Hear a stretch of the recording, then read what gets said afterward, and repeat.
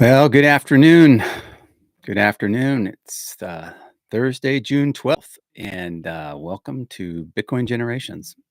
I'm Bodie, your host, and I am not streaming on my normal software that I stream on. I am going live straight to YouTube today because we have an interesting technical situation going on with the streaming software, and that is new for baby boomer like me that doesn't tech support on the fly in the middle of a what is supposed to be a live show. So here we go. It's organic around here, and we love things when problems get solved. So with that, I will just go ahead and jump right in to our show today. So what do we have for you? We've got some great stuff coming out. It seems like every day there's new things coming out. New things coming out in Bitcoin, good news, good things. Um, it's so interesting the mindset that you have when you're kind of in the traditional system of like, input of media, input of, politics and, finances and, sports and everything that's going on in the world right now. That's kind of the way you've been going, the way we've been going, all of us, and including me. And to kind of like have that normal grind of everything is sort of like it's still there. It's there. It's going. And if you're stuck in that, if you're in that, I hear you. I feel you. Believe me, as a boomer, I've seen some stuff, and I would say that it's time to put on the pot of coffee. It's time to really you know get some things going and drink a nice strong pot of coffee when you start trying to like think about through things and understand that the system that is being put in place right now, this is a financial war that's going on, and it is not it is not this is not a test. This is the real thing. And what do I mean by that? Okay, what do I mean by a financial war going on? What I mean by that is systems are being put in place right now so that with the AI, with Bitcoin, with new technology is changing the landscape in which we're at. It's just happening. It's happening. You don't see it happening because what you do see on your media, if you're in the old system, which most of us are, right? We're still there. I mean, it's kind of built in, all the screens, all the everything. You go to the gym, they've got the TVs on. What do they have on the TVs? I guarantee you they don't have anything, helpful, educational. Maybe a show about whales or some sort of birds or something, great.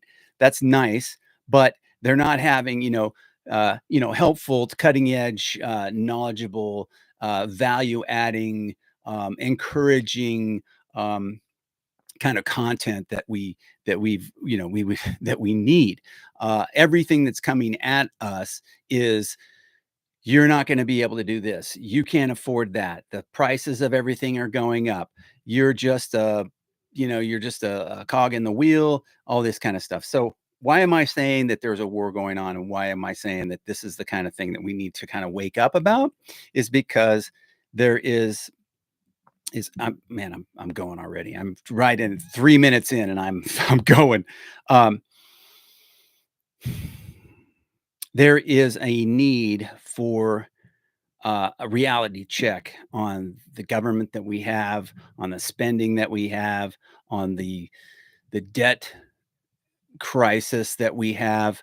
But what are you seeing? You can turn on those TVs. You turn on any kind of like media that's legacy media that's just most of it is what's going on in social media, what's going those topics, those trends, uh, the the negativity, the fighting, this side versus that side, and who's good and who's evil. You can't even hardly tell. They're so like changelings and transformation kind of focused. You can't even hardly tell what's AI and what's not AI. So, you know, all that is kind of mixed up in this big mishmash of stuff. Well, while okay, they're pointing the cameras at, these protesters. There's people in certain areas that are trying to gain traction with, smoking cars, cars on fire. They're waving these flags. Oh, doesn't this look horrible? And, it's like distraction, distraction, distraction. Can you say distraction? And I get it. You're right. You're right. I say that, and you're looking at me going like, what are you talking about distraction? These are real people that are being impacted. 100%. Okay. Real people are being impacted. But don't lose don't lose sight of the fact that there are trillions at stake here. Okay? This is not about, of somebody waving a flag and boy, they just don't like these people being deported. I mean, don't get me wrong. There are people that can't stand the illegal aliens being deported from our country. I mean, I'm not arguing that at all. There's 100%. Everybody's got an agenda. What I'm saying is the financial war that's being waged right now is something that's not making the headlines. Something that you're not seeing. It's something that we are not supposed to see, like Wizard of Oz, what's behind the curtain. Don't look at the guy who's behind the curtain making all the voices and making all the magic happen. We're not supposed to see that. Okay. Why are we all worked up about stuff? You know, why do I do this channel?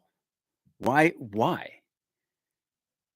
It's passion, man. It's burning inside. It's passion because I have been impacted personally in the past by the actions of the elite and the deep state and the big guys, right? It affected me. Just a nobody. I am a nobody out here in America. Nobody cares about the little guy, all right? But there are some of us who do care about the little guy. There are some of us we are the little guy. So how about how about the little guy get a YouTube channel and start talking about like some of the stuff that you're seeing, some of the stuff that you're passionate about. Add value to the rest of the society. Bring something valuable. You have some amazing gifts. And I'm going to tell you right now that I am passionate about this because this movement that is Bitcoin is something that is not going to be stopped. I'm not and I'm not just, like, blowing smoke, like, I think that, and I have some reservation about, "Well, I'm not sure I believe that." No, no, no, no, no. No, I haven't been studying this for almost 2 years, okay? Full disclosure, I'm not the expert, but I'm smart enough to know who the smart people are in the Bitcoin space, and the people who are smart in the Bitcoin space are, like, they've done their homework, 100%. They've been helping develop this thing since early, early, okay? Bitcoin's been around since January 3rd, 2009. They've been around since about that time, okay? So, this financial war that's going on is behind the scenes. You are not seeing it, but it's happening. And truth be told, you need to get your headphones on. Get your ears plugged in to the things that are happening right now, today, this week, next week. All these things are coming and they are coming fast, hard and fast. You've seen me. You've seen me. If you watch my channel, you've seen some things that I brought up, and I'm just bringing up just a tiny, tiny bit. Okay. But you want to talk some passion about your country. You want to get off zero. You want to make America great again. Whatever you want to do, make America healthy again. I guarantee you, what you need to think about is you need to make your money sound again. Make money sound again. Okay. Now, that's a worldwide, global, universal message. I'm as passionate as any well, I'm very passionate about my country of origin. That's where I'm from. I have family members that were Native American here. I have a lot of family members that were from overseas originally, but this is not about, I mean, it is about countries, but it's more than that. It's bigger than countries. It's bigger than, it's about financial. And that, if you don't think that is a big deal, you are missing the boat. You're going to be poor if you're not thinking about that. I'm not preaching from some sort of holier than thou kind of place. I am like, I'm telling the world about Bitcoin, especially older folks.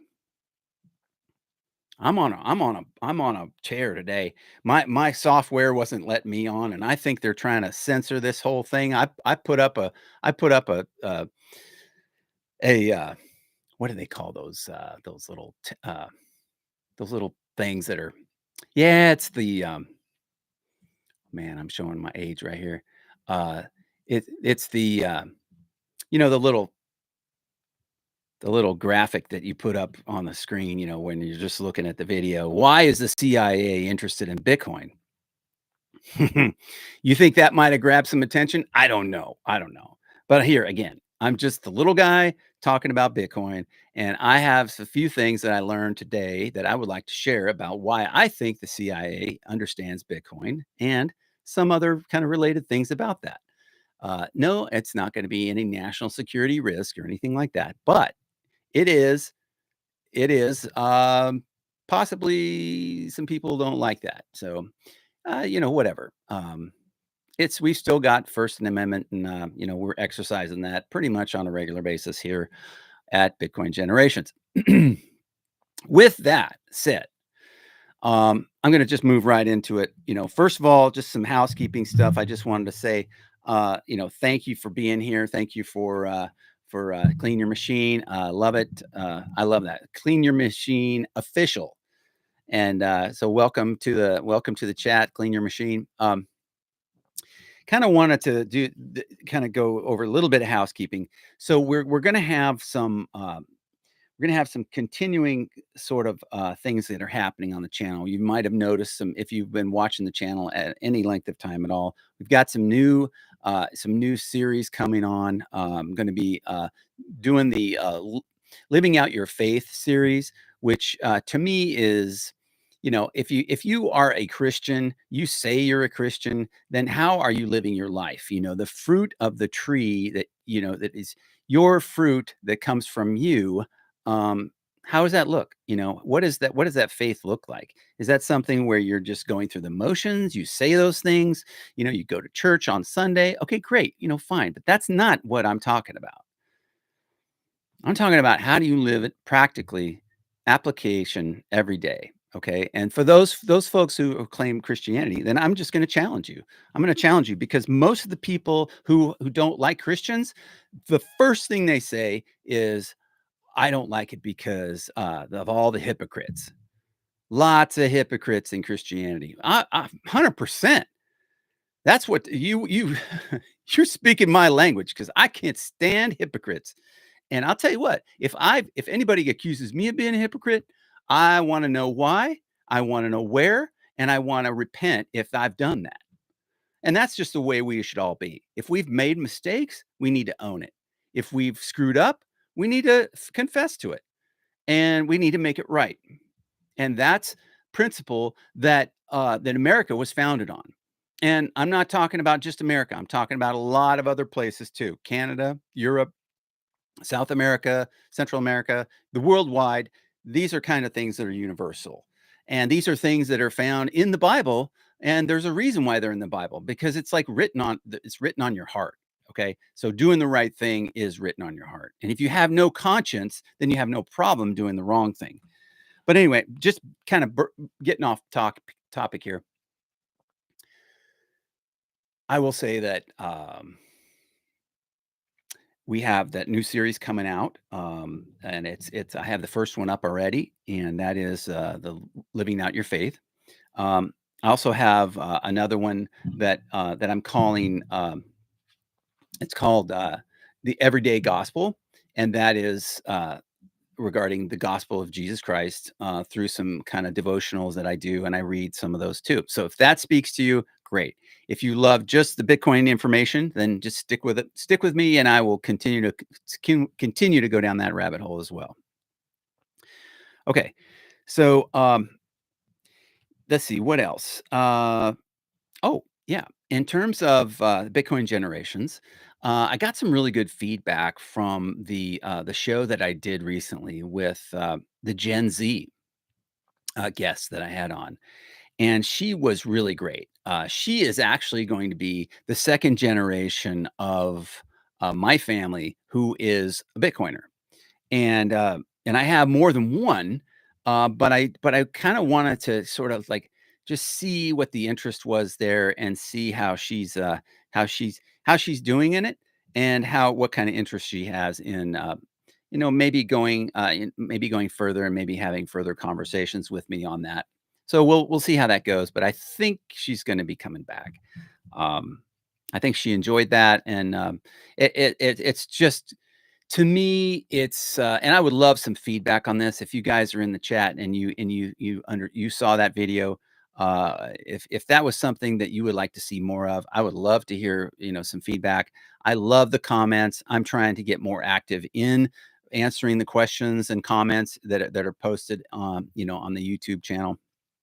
I am streaming today from directly from YouTube, and not my normal streaming software. Which because we had a technical difficulty, and that's why I got started late. But the show must go on, and the passion just seems to never end. So I would say that you can look forward to seeing more of that kind of content from us, from me and us, if that's the case.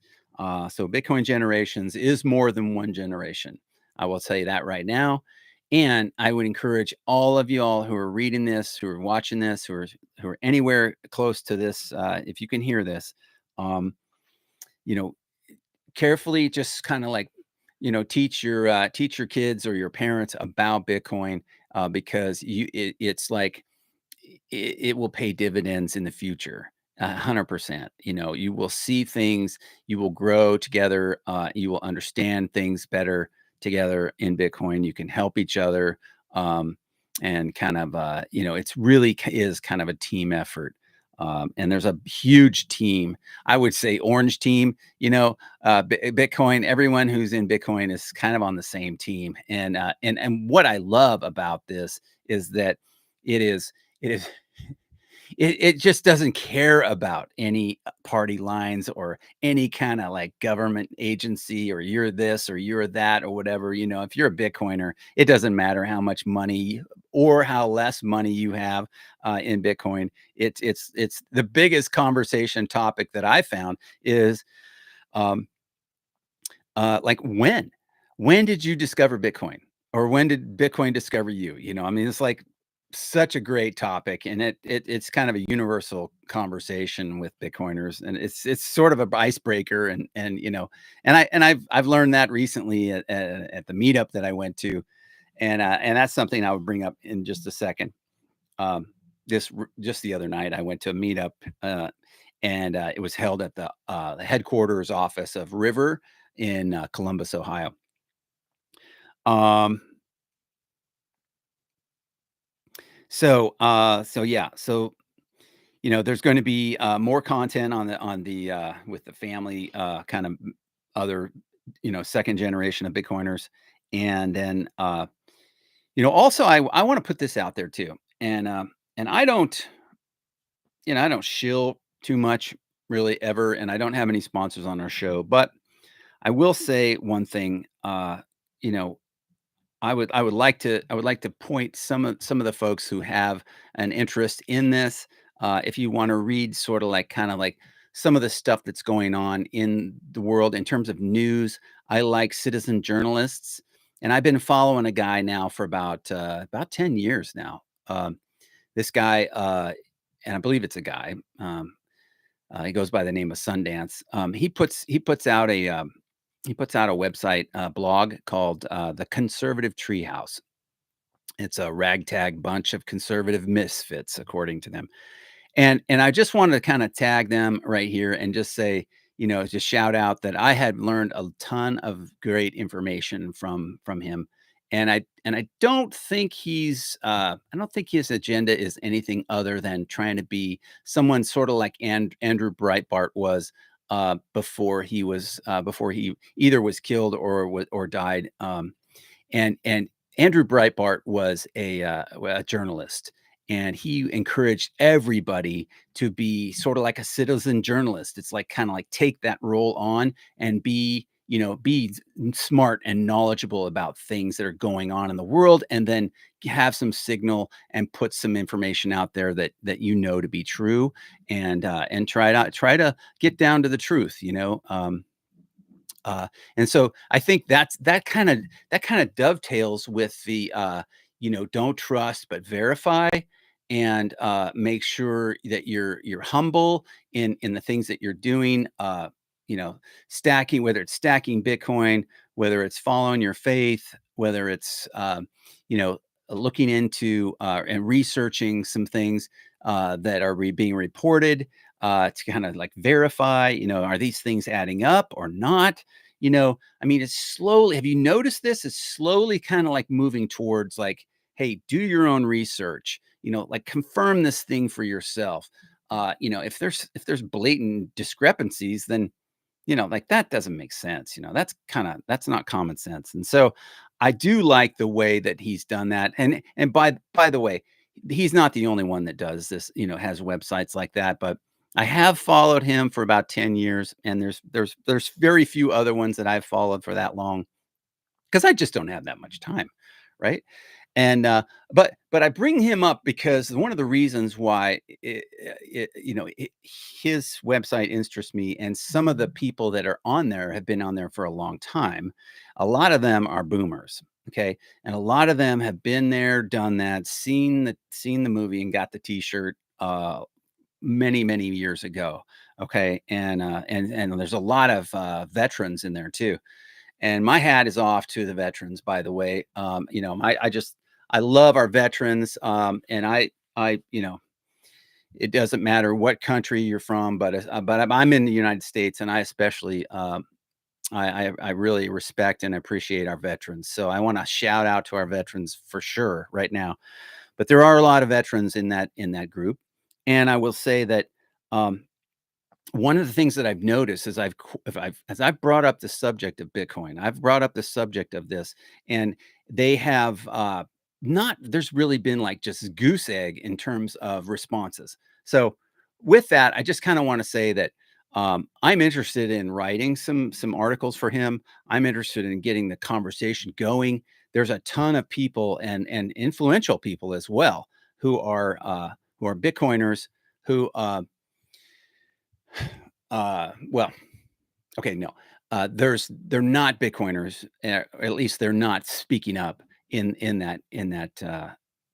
the comments, which is the comment section of the blog is very active, very active, and I know that there's some high signal individuals in there, even some politicians that lurk in there. So it wouldn't surprise me if there's a ton of people from Washington D.C. in there. But if they're knowledgeable about Bitcoin, they sure aren't talking about it. So I would encourage more conversations. I would encourage good and knowledgeable background information on Bitcoin to be presented in some of these venues, like this one that I'm talking about. But and I think we're gonna see a ton more of that, but I would like to mute the signals that are not, they're misinformed and that do not understand Bitcoin, because it is not your typical crypto, okay? It is the apex predator asset. It was the first cryptocurrency, and it will be, if everything else, plays out just like, we can continue to keep it secure, it will be the primary main one, the only one that everybody will want. Okay, there may be some other ones like stable coins or something else for some other reason, but that will pale in comparison to the kind of size and the market capitalization that this thing is going to. And I pointed that out in my last video regarding when I showed when I showed the different, like the capitalization of Bitcoin now and what gold is at and where the bonds are in the bond market. 318 trillion dollars in the bond market. I mean, we are just getting warmed up. I mean, we haven't even taken off our sweats in this game and to start playing. This hasn't even started yet. So I would say, get some education. Start stacking right here. Okay. Also, and share our video with somebody who's a bit big, a baby boomer, uh, Bitcoin baby boomer. No, um, no, man. We had some family in town this week, and it was really really something about just talking with them about different kinds of things that are going on, and just how sometimes where you kind of have to like dance around some topics and stuff with family members because like I just don't want to go there. I don't want to open that can of worms. And so there was some of that. But right at the end of the visit, I was asked, my daughter came down with a sweatshirt on that I gave her, a hoodie, and it's a nice hoodie. And I gave one to each one of my daughters, and our family member was saying, "Well, what's that? What does that mean?"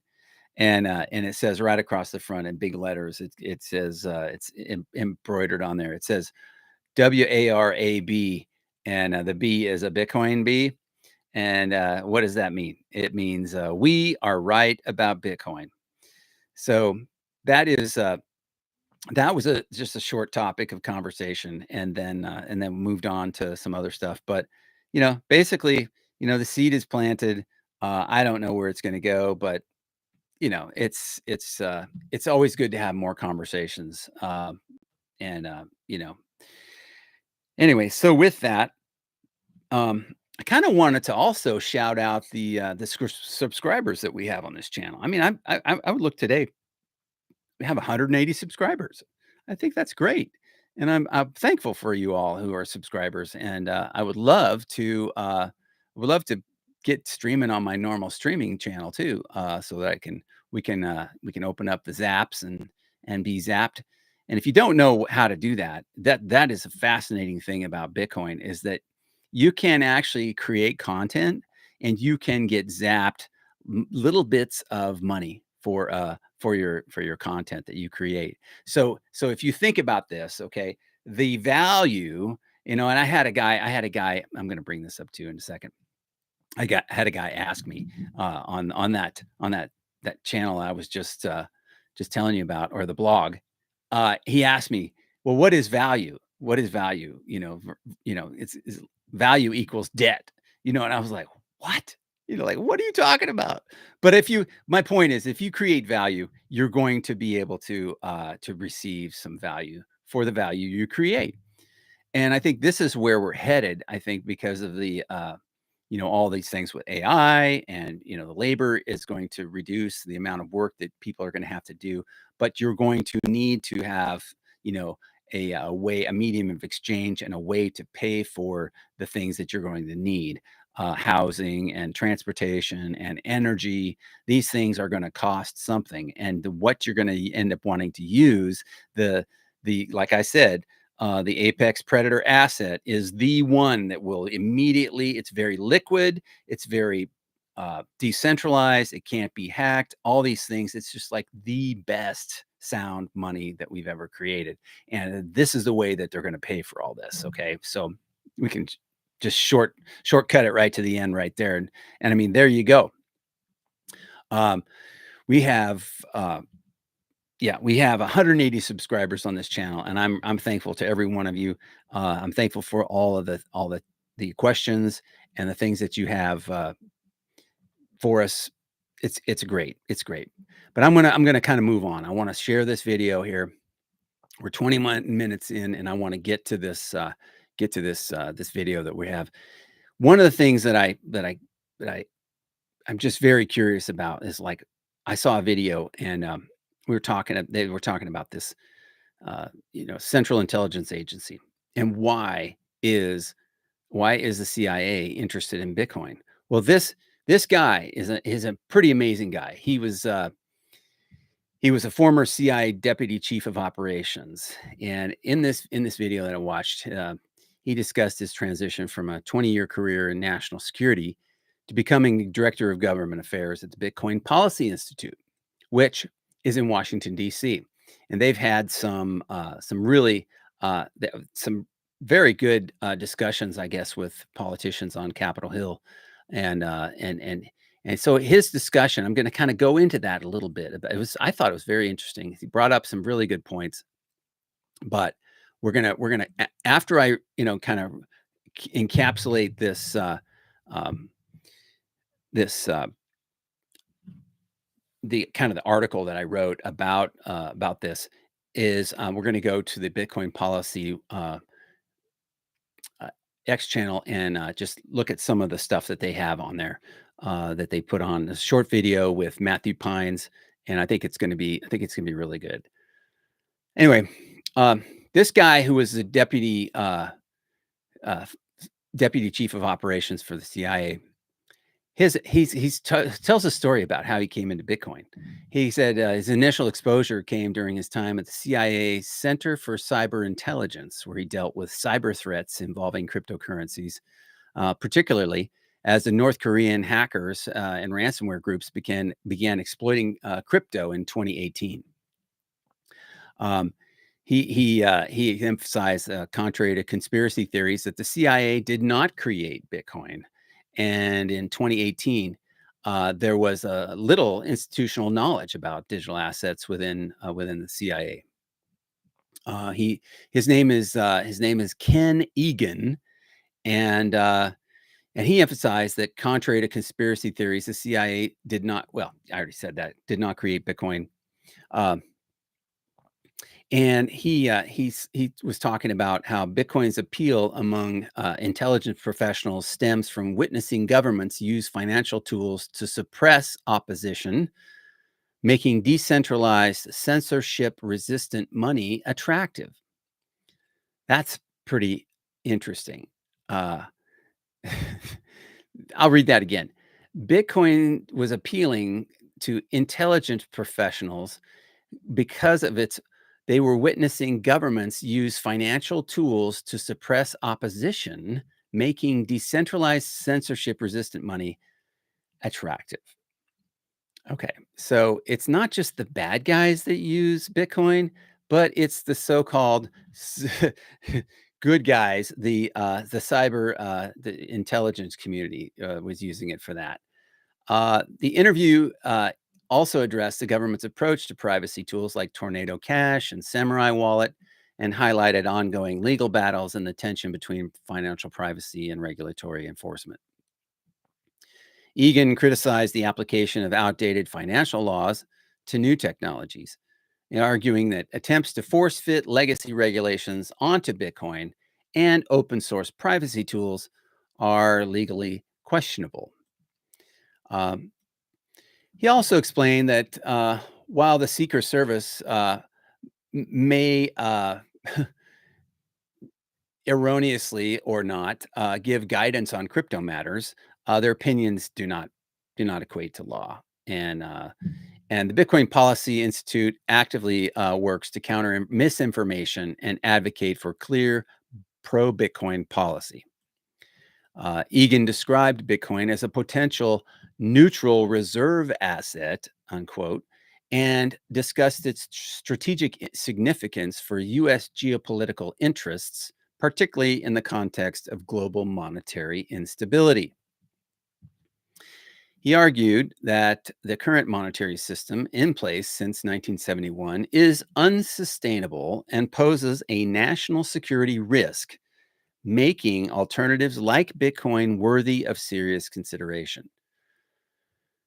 And there's a new one here that I really liked.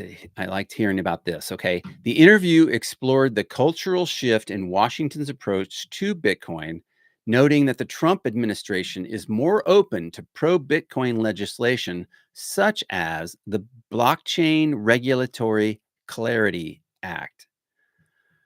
Um, okay. So that is the first time I'd heard of this, the Blockchain Regulatory Clarity Act. Okay. Um, he shared anecdotes of CIA colleagues openly using Bitcoin, illustrating that support for the technology is not limited to the private sector or grassroots activities. So in this interview, he's describing how there was some of his colleagues that were smart technology wise that they were Bitcoiners too, and he found out this and he was like, oh no, there's Bitcoin over there, great, and that was kind of an interesting part of the discussion. Um, he stressed the importance of rebuilding trust between government institutions and the public, especially after controversies involving intelligence officials and political narratives. So there's probably a story there. And he highlighted the Bitcoin Policy Institute's role in educating policymakers and shaping legislation to ensure that open source software developers and Bitcoin users are not unfairly targeted by law enforcement. Finally, he discussed the broader vision of using Bitcoin to shrink government overreach, empower individuals, and align U.S. policy with core American values of freedom and innovation. So he also stressed the importance of, I mean, obviously, you would expect this for local Bitcoiners to do like meetups and get to know their local people, especially their elected representatives, because he said that it's one thing to have a, a, a politician go out there and say, hey, we're Bitcoin friendly and all this, and then, but it's another level completely when you have sort of like.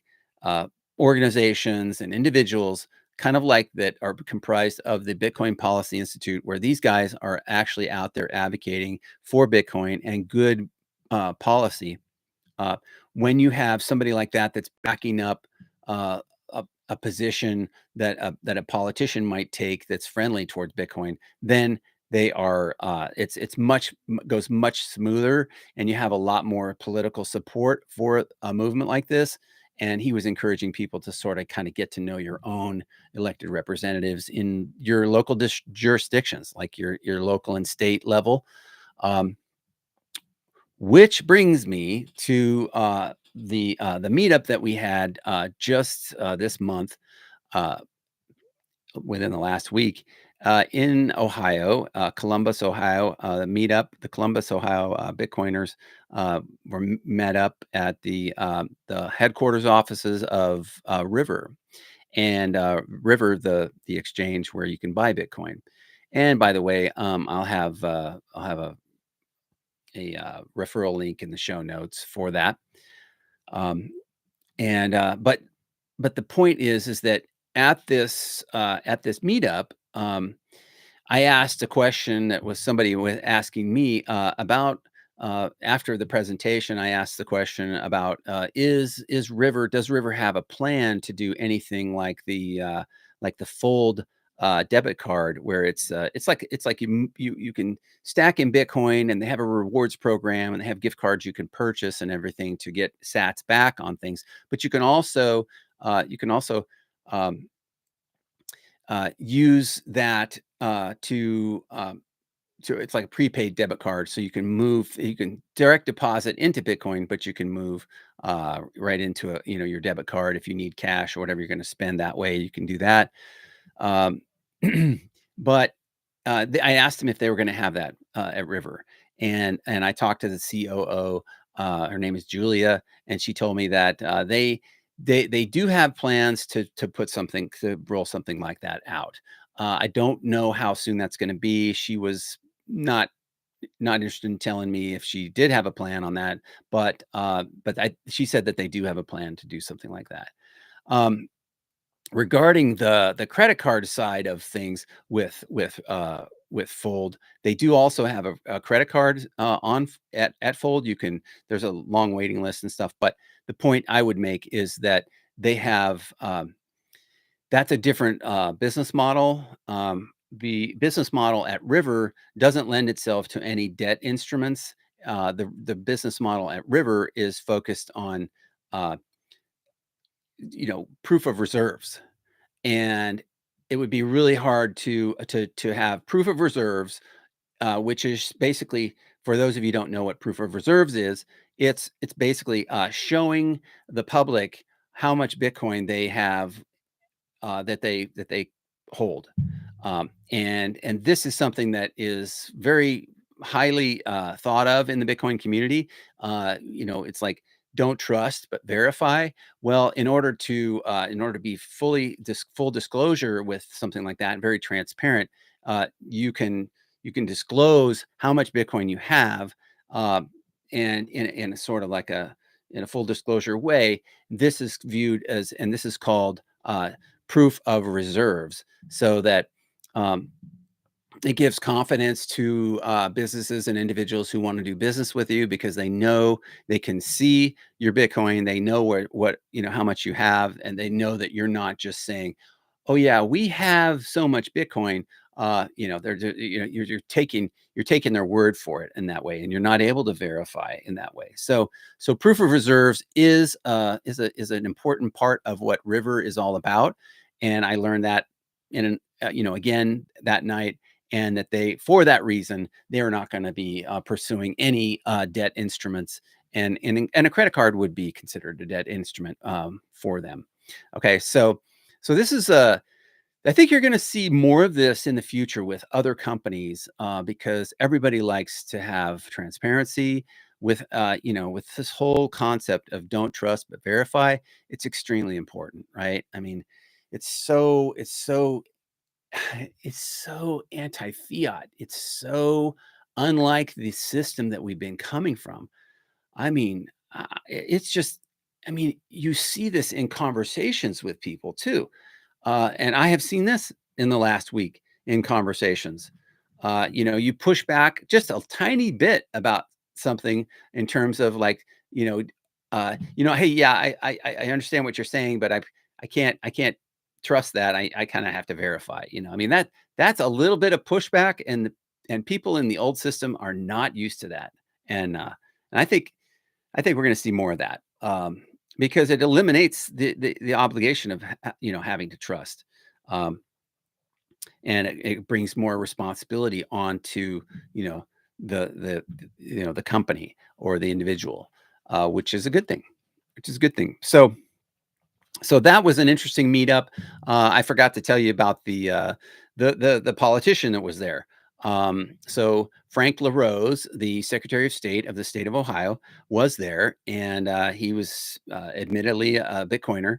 I got interested in Bitcoin, and anyways, long story short is he is working on getting the state of Ohio to be able to accept Bitcoin, in terms of like, if you're going to start a business in Ohio, that you can pay for your business. I guess it's like $99 to start a business or something in Ohio, and you pay for you're going to be able to pay for your business in Bitcoin, um, on the Secretary of State's website, and so he's doing that kind of work, and he's getting that going.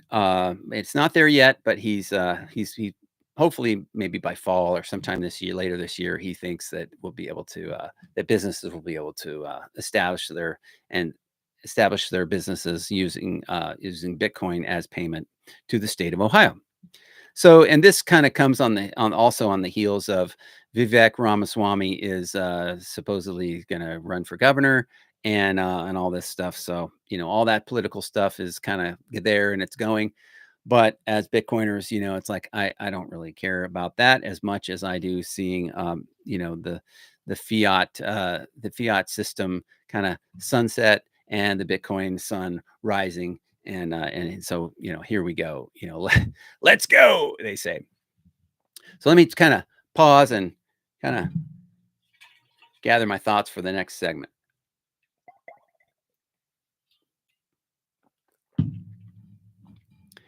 So very good.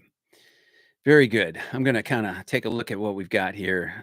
We've got clean your machine. We've got everything divided by 21 million. I think that's Frank. Hello, Frank. We got Midwest Picker. Uh, Great to see you, Midwest Picker. Haven't seen you in the chat before. Welcome, welcome. Uh, and we got Pipeline Podcast. Welcome, y'all. This has been an interesting day for me so far because I had nothing but technical difficulties, and sorry I was late. We are now 45 minutes into it, but I am going to share a couple things with you. Uh, oh, that's funny. I am not able to do that. Let's see. Uh, Well, maybe I can. Oh, good.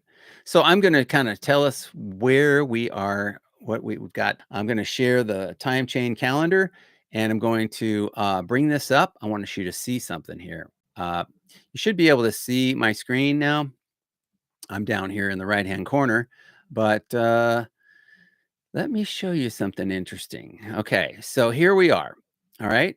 Now we're looking at this thing. So when you bring up the time chain calendar, this is timechaincalendar.com. Okay.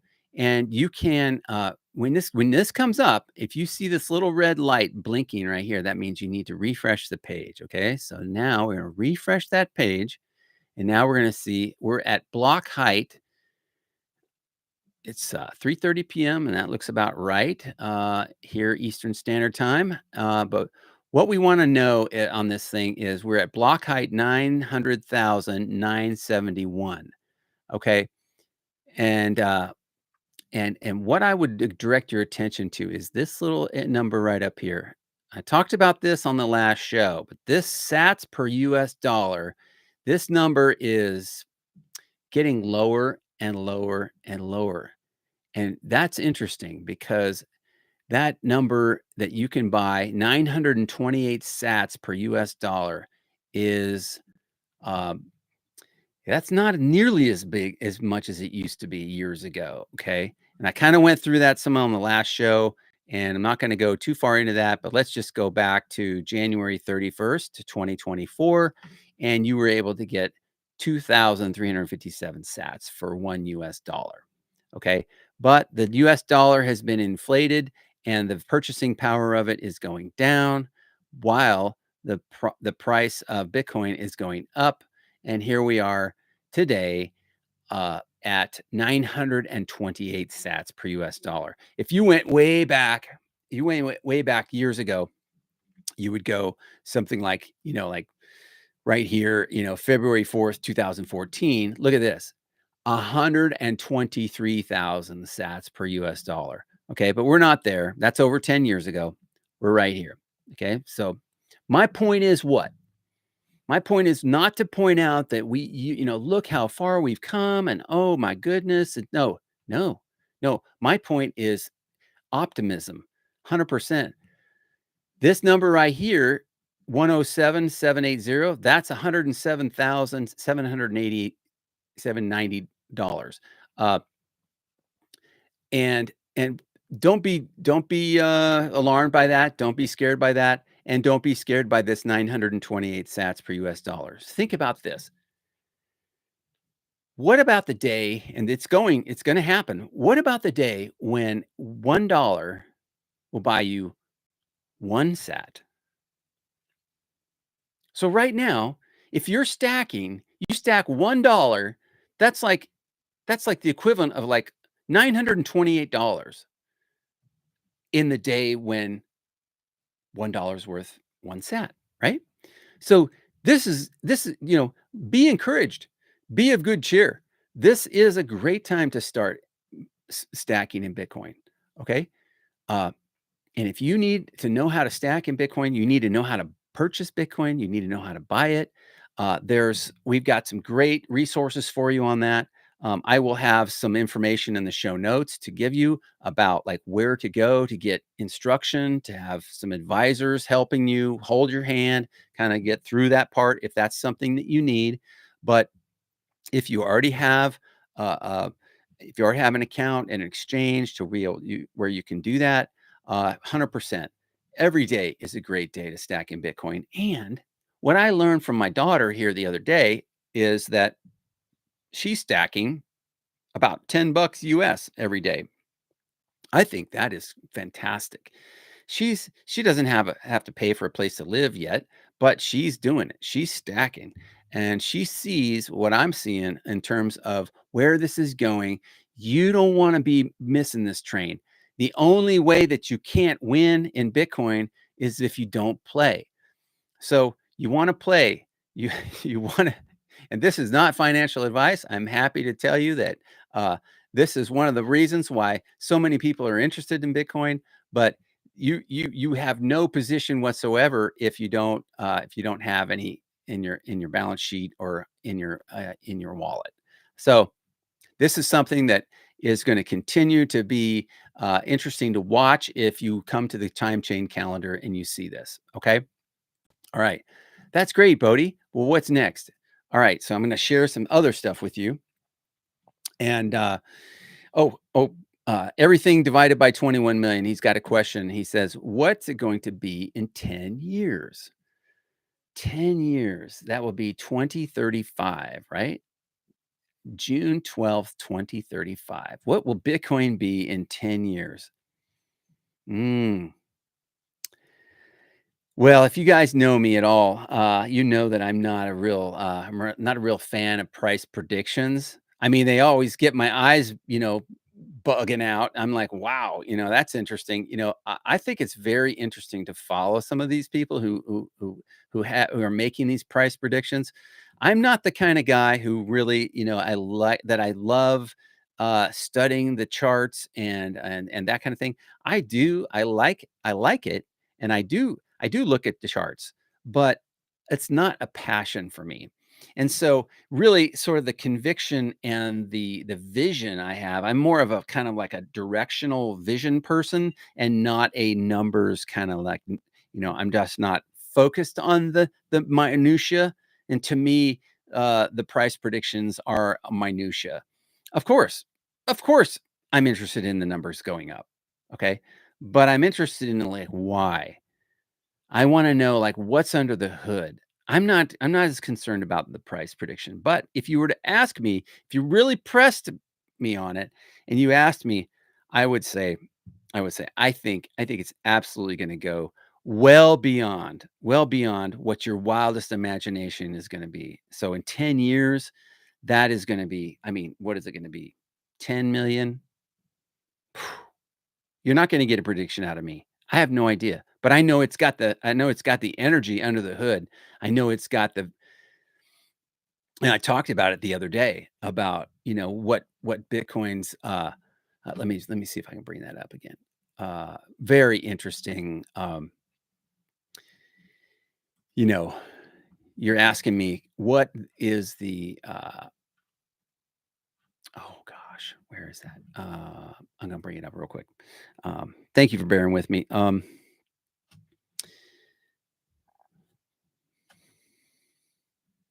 Yeah, Jesse Myers's stuff. He's got a great one.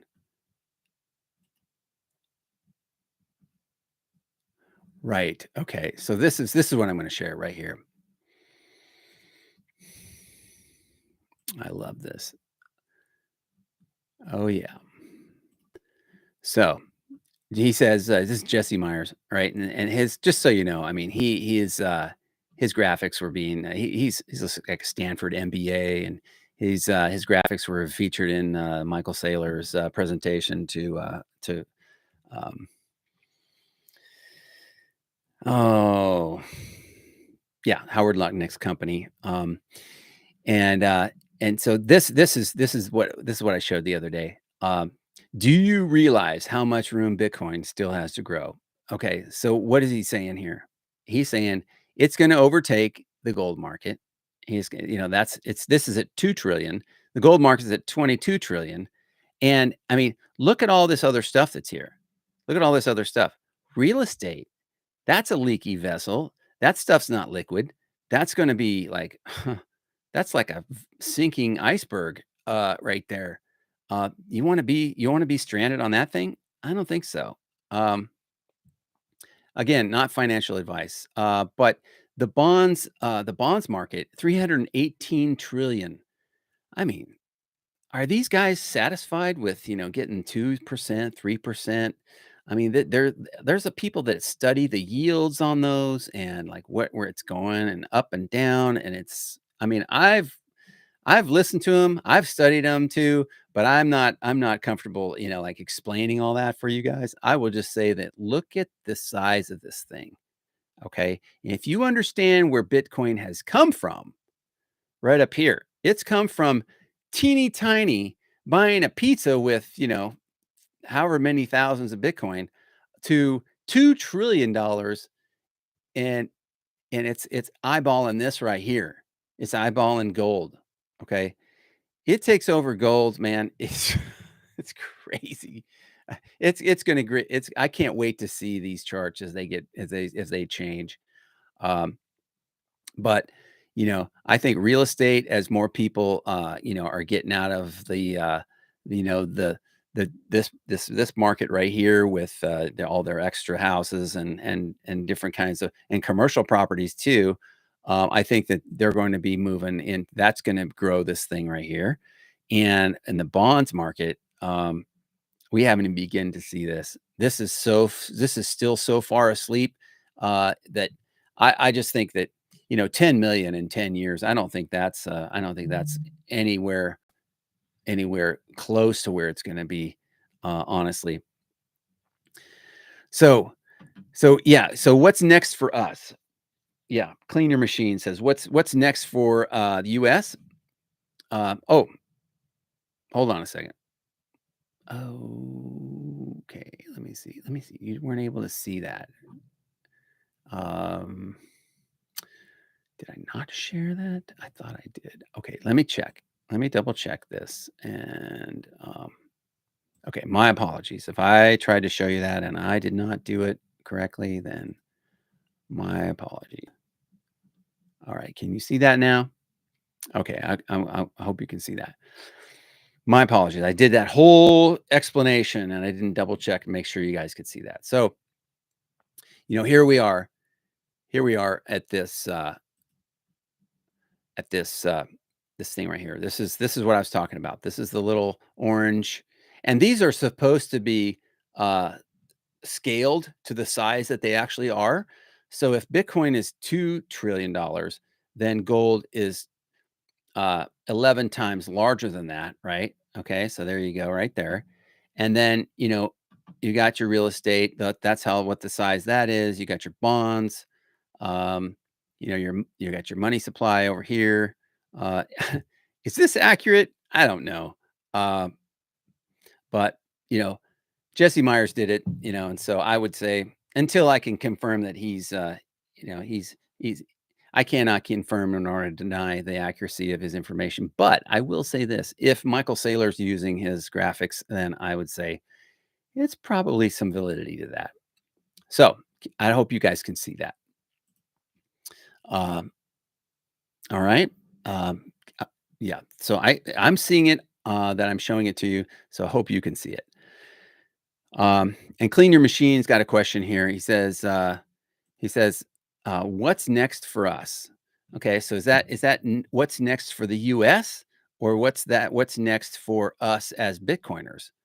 Um, Not exactly clear on the question, but I'm going to go with this. I'm going to answer the question of what's next for the U.S. Well, I'm glad you asked that question. I would say that. Uh, if there's anything that really, is kinda catastrophic or, uh, sort of, um, kind of a disruptor in markets or anything like that, it's going to have the effect of, um people are going to run to safety, in my view. And so typically, they run to safety in terms of they'll sell stocks. They may sell Bitcoin, that because if they don't know what they're holding, they may sell, and they would probably run to gold. And so I would expect to see increases in the price of gold, in a kind of a you know disruptor, or like a kind of negative scenario. Um, but if the long-term play is what is liquid, okay? And this is what I don't think a lot of people think about, and that is that, uh, gold is difficult, right? If you're a Bitcoiner, you understand that gold is difficult to move. It's difficult um, to move across borders. It's difficult to transact in. Yeah, sure. If you have a coin and you got, $100 or, $1,000 or $500 in a gold coin, you go to the store and you want to use it. That's not really convenient because you might end up having to spend the whole thing and you don't really how are they gonna make change in that? I don't know. But they might, who knows? They could go back to the gold standard. I'm not sure, uh, and back, the US dollar with gold. I mean, it's possible. I think that, that has become sort of more apparent as this administration is kinda like some of the moves that they've made. But, I would say that the long-term play is Bitcoin, and having some cash, available for, immediate transacting if you can't move, if you had to move, spend some money within the hour kinda thing, then, obviously having some cash to be able to do something like that might be good to have on hand. But, um uh, if you're able to, you're able to move, you have electricity and things like that, then moving money around in Bitcoin is very easy because it's very liquid and it can be transferred and gone peer to peer, which is in my view is more of the reason why we need more educators. We need more people to understand Bitcoin to actually create circular economies in your local jurisdictions, okay? And I mean, the farmers, the person who, receives the guy who's the gym owner, the guy at the gas station, some of these companies are still small. A lot of them aren't, but don't be surprised. I mean, if you go out there and you see that there's companies that you're like, "Oh, that company will never accept Bitcoin." Uh, but, it's like, well, you didn't see Steak and Shake coming, did you? I mean, I didn't. Uh, is that a big deal? No, but it's sorta like it's like the first little poke of water that comes out of the dam, It's like, "Here it comes, this little tiny poke of water." It's like, "Wow, alright, there's a little bit of water there, It's like, "Okay, well, that's interesting." Well, guess what? There's more coming.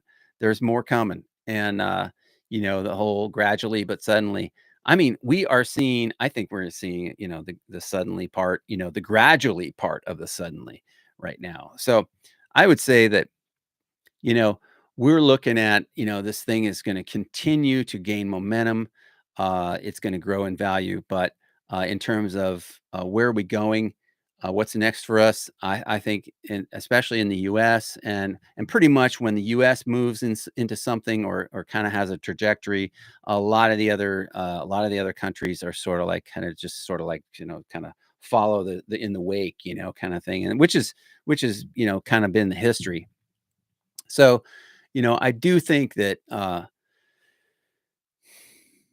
you know, uh, that gold is gonna play a role more than I thought, more than I hoped. But I do think the way that the current administration is going is that they're planning to utilize gold in kind of this